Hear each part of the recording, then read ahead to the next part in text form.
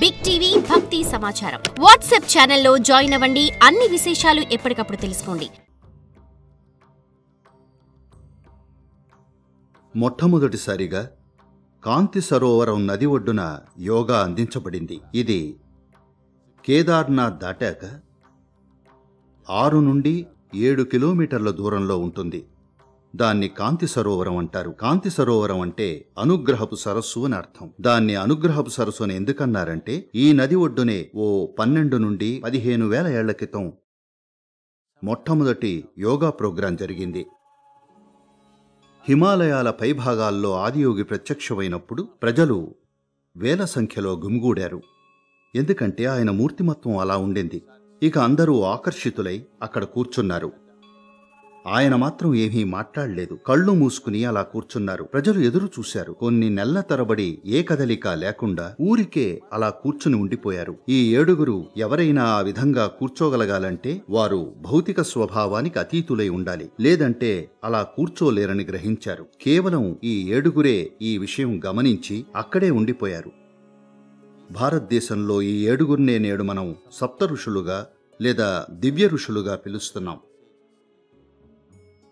ఆయన వారికి కొన్ని సన్నాహక సాధనలిచ్చి సిద్ధమవ్వండి చూద్దాం అన్నారు. ఒకరోజు వీరు ఆదియోగి దృష్టిని ఆకర్షించారు. దేదీప్యమానంగా ప్రకాశిస్తూ మరింత గ్రహించడానికి వాళ్లు సిద్ధంగా ఉన్నట్లు ఆయన గమనించారు. ఇలాంటి వారిని చూసినప్పుడు ఏ జ్ఞాని ఊరికే అలా చూస్తూ ఉండిపోరు. వీళ్లు నిజంగా సంసిద్ధులై ఉండటాన్ని గమనించాడు. ఇక కాంతి సరోవరం నది ఒడ్డున కూర్చుని వాళ్లకి యోగశాస్త్రాన్ని ప్రబోధించటం మొదలుపెట్టాడు. ఈ శాస్త్రాన్ని తెలుసుకోవడానికి, ఈ జ్ఞానాన్ని గ్రహించడానికి, దాన్ని వారి మానవ రూపంలోకి ఇముడ్చుకోవడానికి వాళ్లు సుదీర్ఘకాలాల పాటు సమాధి స్థితిలోకి వెళ్లారు. వారిలో సుప్రసిద్ధ ఋషి, మనకి చాలా చాలా ముఖ్యమైన ఋషి, దక్షిణం వైపు పయనించడానికి నిర్ణయించుకున్న ఋషి అగస్త్య లేదా Agastyamuni. The one who chose to travel south, Agastya, or one who is known as Agastya Muni. ఆయన భూగర్భంలో తన సాధనను చేపట్టారు. పురాణాల ప్రకారం ఆయన కొన్ని వేల ఏళ్లపాటు ఇలా భూగర్భంలో సమాధి స్థితిలో ఉండేవారని అంటారు. ఆ తరువాత బయటకు వచ్చే సమయానికి ఆయన ఆ జ్ఞానం మొత్తాన్ని తనలో ఇంకా తన వ్యవస్థలో ఓ భాగంగా ఏకీకృతం చేసుకున్నారు. బుద్ధితో సంపాదించే జ్ఞానంగా కాదు, తన మానవ వ్యవస్థలోనే ప్రకంపించే ప్రక్రియగా. ఇక దక్షిణానికి వెళ్లడం అనే తన పన్ని నెరవేర్చాలనుకున్నాడు. ఆ 7 ఆయన సుప్రసిద్ధులయ్యారు. ఎందుకంటే ఆయన దాన్ని ఎంతో పట్టుదలతో ఈ ఉపఖండంలోని దక్షిణ భాగమంతటా వ్యాప్తి చేశాడు. ఆయన నేను విన్నదాన్ని బట్టి ఈ దేశంలో ఓ 700 ఆశ్రమాలు నిర్మించారని ప్రశస్తి. లెక్కలోకి రాని చిన్న చిన్న ప్రదేశాలెన్నో ఉన్నాయి. సాధన కొనసాగిన సరి అయిన ఆశ్రమాలు, సాధన కొనసాగే విధంగా ఆయన అక్కడ గురుపరంపరను నెలకొల్పిన ఆశ్రమాలు, ఇలాంటివి దేశవ్యాప్తంగా 700 ఆశ్రమాలను ఆయన నిర్మించారు. ఆధ్యాత్మికతను దైనందిన జీవితంలో ఓ భాగంగా చేసేందుకు. ఆయనకున్న లోతైన అవగాహన, అలాగే ఆయన పనిచేసిన తీరు, ప్రతి విషయంలో ఆయన చూపించిన ఉత్సాహం, ఇంకా వాటిని చాకచక్యంగా నిర్వహించిన తీరు, ఇవన్నీ ఎన్నో విధాలుగా మానవాతీతమైనవి. ఎన్నో విధాలుగా అగస్త్యముని మనం దాదాపు ఆయన్ని దక్షిణ భారతదేశపు మార్మికతకు పితామహుడిగా చెప్పుకోవచ్చు. అగస్త్యముని ద్వారా దక్షిణ భారతదేశానికి యోగా ఓ నిర్దిష్టమైన రూపంలో అందించబడింది. ఆయన 4,000 ఏళ్లు జీవించాడంటారు. ఆయన 4,000 ఏళ్లు జీవించాడో లేదో మనకు తెలీదు. కానీ ఖచ్చితంగా ఆయన సాధారణ మనుషుల కంటే సుదీర్ఘకాలం పాటు జీవించారు. తన జీవితంలో ఆయన చేసిన పన్నంతటినీ చూస్తే ఆయన 100 ఏళ్లలోపే చనిపోయినట్లు అనిపించదు. ఆయన కనీసం 400 ఏళ్లైనా ఖచ్చితంగా జీవించుంటారు. ఎందుకంటే ఆయన చేసిన పన్నంతటినీ చూస్తే అది కొన్నేళ్లలో సాధ్యమయ్యే పని కాదు. ఈవేళ మనం విమానాల్లో ప్రపంచమంతా తిరుగుతున్నాం. కాబట్టి అతి కొద్ది కాలంలోనే ఎన్నో పనులు చేయగలుగుతున్నాం. కానీ అగస్త్యముని కాలినడకన చేసిన ప్రయాణాన్ని చూస్తే అంతటి పన్ని ఓ సగటు వ్యక్తి తన జీవితకాలంలో చేయటం అసాధ్యమైన పని. ఖచ్చితంగా ఆయన ఎక్కువ కాలమే జీవించారు. Definitely he lived very long. బహుశా 400 ఏళ్ళు లేదా 4000 ఏళ్లేమో, లేదా సున్నాని ప్రజలు కలిపారేమో, ఉత్త సున్నానే కదా అని. Actual zero. ఏది ఏమైనా ఆయన అద్భుతమైన పనులైతే చేశారు. కార్తికేయుని కోపాన్ని అదుపులోకి తెచ్చింది ఆయనే. కార్తికేయుడు శివుడి తనయుడు. ఆయనకి ఓసారి ఎంతో కోపం వచ్చింది. తన తండ్రి వద్ద నుండి వెళ్ళిపోవాలనుకుంటాడు. దాంతో దక్షిణానికొస్తాడు. అమితమైన కోపంతో ఆయన ఓ యోధుడిలా మారతాడు. ఎన్నో విధాలుగా సాటిలేని యోధుడిగా ఆయన ఆక్రమించుకుంటూ వెళ్తాడు. ఆక్రమించేది పాలించడం కోసం కాదు. అతనికి అన్యాయంగా తోచిన ప్రతిచోట నరుక్కుంటూ వెళ్ళాడు. ఎందుకంటే తన తల్లిదండ్రులు తన పట్ల అన్యాయంగా ప్రవర్తించారనుకుని న్యాయాన్ని స్థాపించాలనుకున్నాడు. మీరు కోపంగా ఉన్నప్పుడు ప్రతిదీ అన్యాయంగానే కనిపిస్తుంది, అవునా? మీరు కోపంగా ఉన్నప్పుడు ప్రతి చిన్న విషయం పెద్ద అన్యాయంగా కనిపిస్తుంది. ప్రపంచంలో ఎంతో అన్యాయం జరుగుతోందని భావించి ఎంతోమంది ప్రజలను నరుక్కుంటూ వెళ్ళాడు. ఆయన యుద్ధాల మీద యుద్ధాలు చేస్తూ దక్షిణానికి ఇంకా ఇంకా కిందకు వెళ్ళాడు. అప్పుడు అగస్త్యముని ఈ కోపాన్ని జ్ఞానోదయానికి ఓ మార్గంగా మార్చాడు. అతను ఆఖరికి సుబ్రహ్మణ్య వద్ద అన్నింటినీ ఆపేస్తాడు. చివరిసారిగా తన కత్తినక్కడ కడిగేస్తాడు. ఆపై కొంత సమయం అక్కడే విశ్రాంతి తీసుకుని ఆ తర్వాత కుమార పర్వతంపైకి వెళ్ళాడు. అక్కడే ఆయన నిల్చుని మహాసమాధి పొందాడు. కాబట్టి ఈ కార్తికేయుని కోపాన్ని జ్ఞానోదయానికి ఒక మార్గంగా మార్చడం అనేది అగస్త్యముని చేసిన పని. Transforming Kartikeya's anger into a means for his enlightenment was Agastya's work. అలాగే దక్షిణ భారతదేశంలోని సిద్ధులందరూ కూడా పూర్తిగా అగస్త్య పరంపరలోని వారే. ఒక విధంగా నేను చేసేదంతా కూడా అగస్త్యముని చేసిన దానికి చిన్న పొడిగింపు మాత్రమే. ఆయన ఓ పెద్ద రాజభవనాన్ని నిర్మించారు. మేము దానికి ఓ అదనపు గదిని కలుపుతున్నామంతే. ఎందుకంటే దక్షిణ భారతదేశపు మార్మికతకు ఒక భిన్నమైన స్వభావం ఉంటుంది. అందుకు కారణం అగస్త్యముని. మిగతా 6గురితో పోలిస్తే ఆయన అతిపెద్ద ప్రదేశాన్ని ఎంచుకున్నారు. అక్కడకు వెళ్లి ఎన్నో విధాలుగా పరివర్తనను తీసుకొస్తూ కొనసాగాడు. ఆయన ప్రతి ఒక్కరి జీవితంలో ఎంతో కొంత ఆధ్యాత్మికత ఉండేలా చేశారు. ఇప్పుడదంతా పోతూ ఉండొచ్చు, కానీ మీరు క్రితం తరాన్ని తీసుకుంటే ఈ రోజుకి కూడా అది ఇంకా ఉంది. దక్షిణ భారతంలోని ఓ సాధారణ రైతు కూడా, లేదా ఉత్తరప్రదేశ్కి దిగువనెక్కడైనా సరే, అక్కడి నుండి దక్షిణానికెక్కడైనా సరే ఓ సాధారణ రైతు కూడా ఎంతో కొంత ఆధ్యాత్మికత కలిగి ఉండటాన్ని మీరు గమనిస్తారు. ఇదంతా అగస్త్యముని చొరవ వల్లే.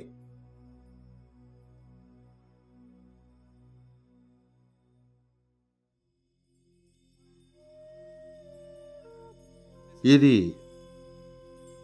అగస్త్యముని నడిచిన ప్రదేశం. బహుశా ఆయన ఈ ఆలయాన్ని కూడా సందర్శించి ఉంటారు. ఆయనే స్వయాన వచ్చి ఉండాలి, లేదా ఆయన శిష్యుల్లో ఎవరో ఒకరు వచ్చి ఉండాలి. ఎందుకంటే ఆ లింగం స్వభావం ఎలాంటిదంటే అది అగస్త్యముని విధానాలకు తగినట్లుగా ఉంది. అందువల్ల స్వయాన ఆయన గాని, లేదా ఆయన పరంపరలో వచ్చిన ఆయనలాంటి వారైనా ఈ లింగాన్ని ప్రతిష్ఠించి ఉండాలి. ఇది స్వచ్ఛంగా క్రియ. అది పూర్తిగా శక్తికి సంబంధించిన పని. వేరే ఏమీ లేవు. మంత్రాలు గాని తంత్రాలు గాని ఏమీ లేవు. అది 100% శక్తికి సంబంధించిన పని. నా విధానం కూడా అదే. నాకు తెలిసింది కూడా అదొక్కటే. నేను జీవాన్ని ఓ పార్శ్వం నుండి మరో పార్శ్వానికి అలా తీసుకెళ్లగలను కేవలం శక్తిని ఉపయోగించి. నాకెటువంటి మంత్రాలు తెలీదు, ఎటువంటి క్రతువులు తెలీదు, ఏమీ తెలీదు. ఏ క్రతువులు లేకుండానే ఊరికే శక్తిని ఓ పార్శ్వం నుండి మరో పార్శ్వానికి తీసుకెళ్లగలను. మీకు గుప్త కాశీ అంటే ఏమిటో తెలుసా? గుప్త అంటే రహస్యం, కాశీ అంటే వారణాసి. వారణాసి గురించి విన్నారా? కాశీ అనేది పవిత్రమైన పట్టణాల్లోనే పవిత్రమైన పట్టణం. నేర్చుకునేందుకు ఇది ఒక అత్యంత ప్రాచీనమైన పట్టణం. గతంలో ఒకే సమయంలో కొన్ని వందల జ్ఞానులు నివసించిన ప్రదేశం ఇది. మీరు ఏ వీధిలో అడుగుపెట్టినా అక్కడొక జ్ఞాని కనిపించేవారు. కాశీ అంటే పవిత్రమైన వాటిలోనే అత్యంత పవిత్రమైనదని. కాబట్టి అది అసలు కాశీ. కేదార్కి అతి దగ్గరగా ఉండేది గుప్త కాశీ, అంటే రహస్య కాశీ. దాని గురించి ఎవరికీ తెలియకూడదన్నమాట.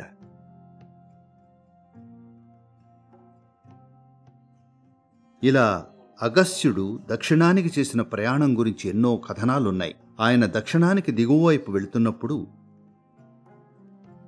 వింధ్యాచలుణ్ణి కలిశారు. వింధ్య పర్వతాలు భారతదేశంలోని మరో పర్వత శ్రేణులు. ఇది హిమాలయాల కంటే చాలా ప్రాచీనమైనది. హిమాలయాలు భూమిపైన చాలా కొత్తగా ఏర్పడిన పర్వతాలు. కాబట్టి వింధ్యాచలం అనేది మరింత ప్రాచీన పర్వతం. ప్రపంచంలోనే అతి ప్రాచీనమైంది. పర్వతాలన్నింటిలోకి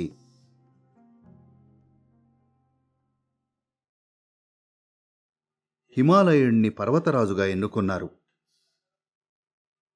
దాంతో అగస్త్యముని దక్షిణానికొస్తున్నప్పుడు కోపంతో ఉన్న వింధ్యాచలుడు అగస్త్యముణ్ణి ఆపి, ఇలా ఎలా చేస్తారు? హిమాలయుణ్ణి రాజుగా ఎలా చేస్తారు? నాతో పోల్చుకుంటే అతను చిన్నపిల్లాడు. అతన్ని మీరు రాజుగా ఎలా చేస్తారు అని అడిగాడు. ఒక పర్వతానికి కోపం రావడం అనేది మంచి విషయం కాదని అగస్త్యునికి తెలుసు.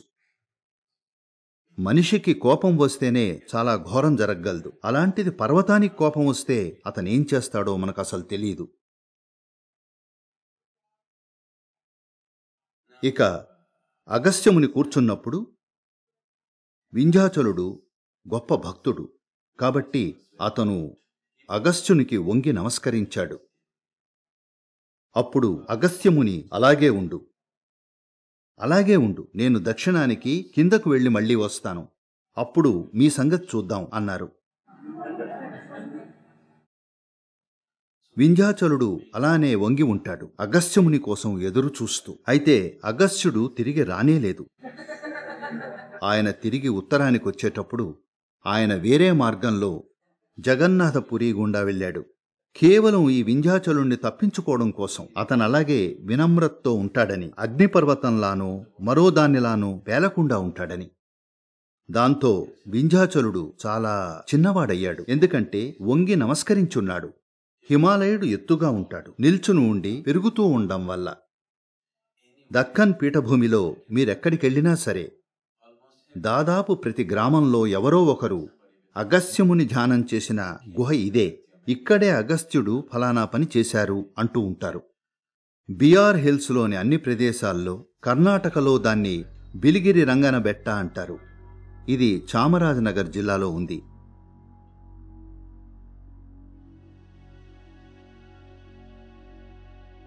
ఈ బిఆర్ హిల్స్లో ఓ చోటుంది. అక్కడ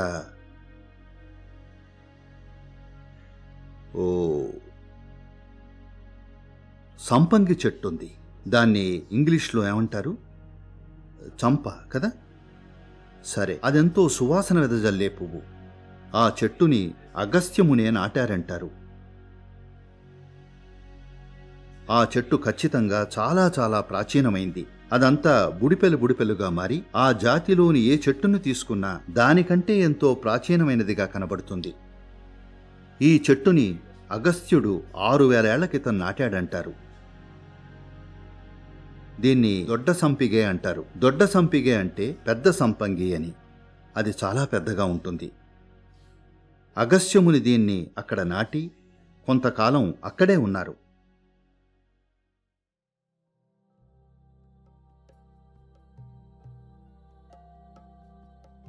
కావేరీ నదికి ఇది మధ్యలో ఉంటుంది. వాళ్ళు సరిగ్గా ఈ మధ్య ప్రాంతాన్ని గుర్తించారు. అగస్త్యముని ఇక్కడొక లింగాన్ని ప్రతిష్ఠించారు. వాస్తవానికి అది ఇసుక, ఇంకా ఆ రోజుల్లోని ఏదో సాంప్రదాయ మిశ్రమం కలిపి చేసిన లింగం. కాబట్టి అది ఇప్పటికీ చెక్కు చెదరకుండా ఉన్న ఇసుక లింగం. కేవలం భౌతికంగానే కాదు, అన్ని విధాలుగా చెక్కు చెదరకుండా ఉంది. దీన్ని కావేరీ నడిబొడ్డుగా చూస్తారు, ఎందుకంటే ఇది కేంద్ర బిందువు. అలాగే ఆయన ఇక్కడ ఏదైతే చేశారో ఇక్కడ గడపటానికి ఇంకొంచెం సమయం ఉంటే బావుండు. ఇది గొప్పగా ప్రకంపిస్తోంది, నిన్ననే చేశారా అన్నట్టుగా. అద్భుతంగా ఉంది. ఇది మన పూర్వీకుల ఘనత. అగస్త్యముని తన సూక్ష్మ శరీరాన్ని ఈ లింగం వద్ద విడిచిపెట్టారని నమ్ముతారు. అలాగే ఆయన తన మనోమయ కోశాన్ని చతుర వద్ద, అంటే మధురై లేదా మిరుదానగర్ దగ్గర మరో చోటుంది, అక్కడ ఆయన తన మనోమయ కోశాన్ని వదిలేశారు. అయితే కార్తికేయుడు సాయం తీసుకుని తన భౌతిక దేహాన్ని శివుడు ఉన్న కైలాసానికి తీసుకెళ్లి అక్కడ వదిలేశారు. జీవితానికి ఇలా ముగింపు పలకడం అద్భుతమైన పద్ధతి. That's a spectacular way of doing things in the end.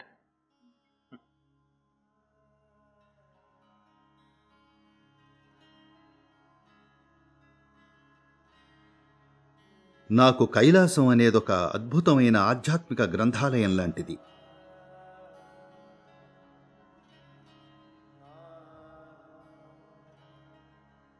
ఇది శివుడి నివాసం అన్నప్పుడు ఇదే శివుడి నివాసం. ఆయన ఇప్పటికీ అక్కడ మంచుపై నాట్యం చేస్తూ ఉన్నారని కాదు. దానర్థం ఏమిటంటే ఆయన అనుభూతి చెందిన ప్రతీదీ ఆ ప్రదేశంలో నిక్షిప్తం చేయబడిందని. ఆయన ఒక్కరే కాదు, అక్కడికి వెళ్లిన వాళ్ళందరూ అలాగే చేశారు. నాకు అత్యంత ముఖ్యమైన వారు అగస్త్యముని. ఆయన తన శక్తులను కైలాస పర్వతంలో నిక్షిప్తం చేశారని మాకు తెలుసు. కాబట్టి అగస్త్యముని ఆయన అనుభూతి చెందిన ప్రతిదాన్ని కైలాస పర్వతం యొక్క దక్షిణ ముఖంలో నిక్షిప్తం చేశారు. అది ఎంత అద్భుతంగా ఉందంటే అంత అద్భుతంగా ఉంది. ప్రకృతి సౌందర్యం పరంగా దానిని వర్ణించేందుకు భాష సరిపోదు. కానీ శక్తిపరంగా చూస్తే అది పూర్తిగా నమ్మశక్యం కాని విధంగా ఉంది.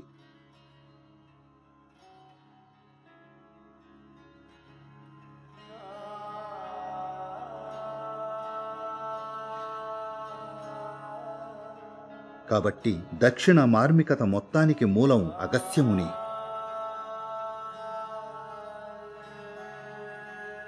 నేను ప్రస్తుతం ఏమిటో దాని మూలం ఆయనే. ప్రస్తుతం మీ జీవితాలతో ఆడుకుంటున్న నేను ఆయన వేలి గోరంత మాత్రమే అని చెప్పొచ్చు.